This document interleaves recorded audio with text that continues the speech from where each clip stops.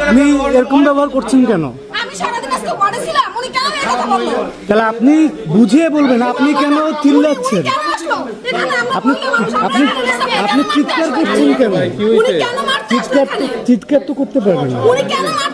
আবারও আপনি সে হাইপ তুলে কথা বলছেন। আপনি শান্ত থেকে কথা বলেন, হাইপ তুলে কেন কথা বলছেন? তিনি কি হন? এই যে যিনি মারা গিয়েছেন তার কি হন আপনি জানেন? মারা গেছে কি জন্য?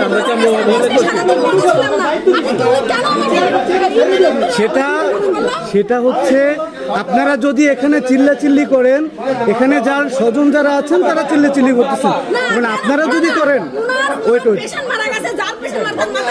সেটা আপনি কিন্তু তর্কই করছেন। আপনি তর্কই করছেন না ভাই, উনি তো ওয়ার্ডে পর আপনি তর্ক করছেন কেন? আপনি বুঝুন না করে সে তর্ক করছে কেন? এই যে এখনো দেখেন, এই দেখেন। আচ্ছা আমার কথা আমাকে আসতে বলছেন না, আমাদের